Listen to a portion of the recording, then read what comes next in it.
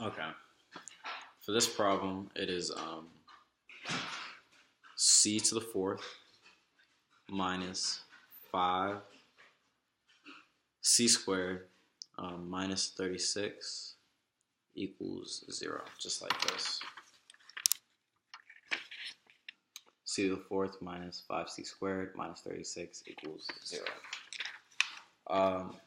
The most efficient method for this type of problem would be a disguised quadratic. And the reason why you want to do a disguised quadratic is because the first term is to the fourth power. So it just really makes your life easier. I mean, you could use the quadratic formula, but that would just take a while. So what you want to use for this is the disguised quadratic.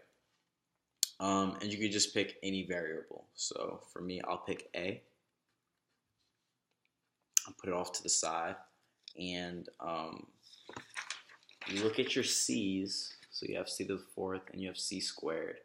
And you say, well, what do the two c's have in common? And that's c squared.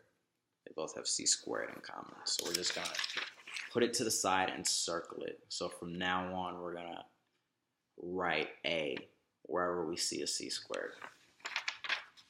And so we go down to the next part of the problem. And it should read a squared.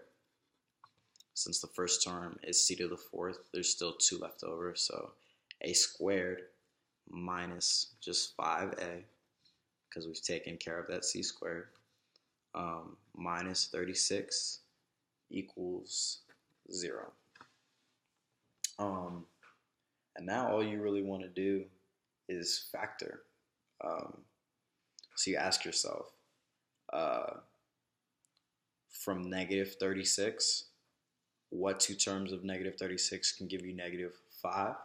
Well, that would be negative 9 and positive 4. So to factor that out, you need to start your parentheses. First, let me show you what I have written so far. A squared minus 5a minus 36 equals 0. Again, just substituting that a in. And now we're going to begin factoring. So first off, we have a minus 9, like I said, and then a plus 4. And that equals 0. Just like that.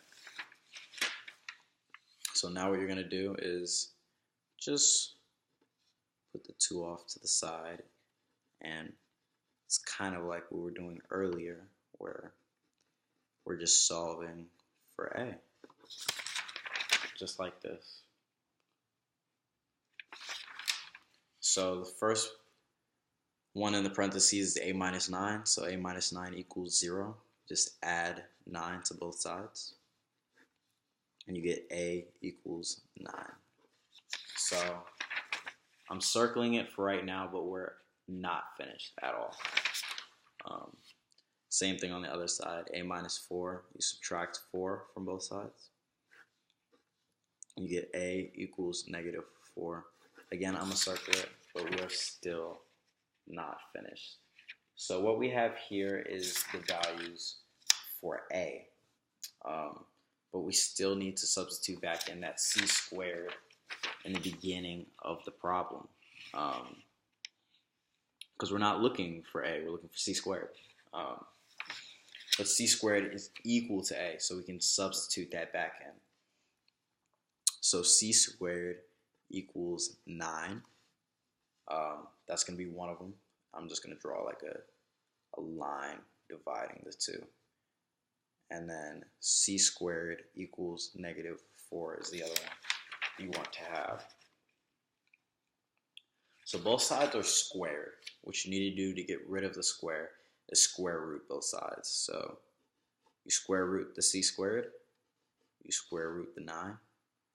And I'm just going to work this side of the problem first. So you have c equals, and then because of the square root, plus or minus, square root of 9 is 3. So that's one solution we have. C equals plus or minus 3. Another solution we're about to get is c squared equals -4. So we square root both sides. We get c equals 2i. Just like that over here. So again, like I said, we square root both sides. And then you ask yourself, well, what's c squared in a square root? And that's just c. And then you ask yourself on the other side, what is -4 in a square root? And that is 2i. Actually, it's plus or minus 2i, excuse me, because we have a square root. And those are our answers. C equals plus or minus 3, and C equals plus or minus 2i. The reason we know we're right is because the beginning of the problem has c to the 4th, and we got 4 answers for our problem. So that's good.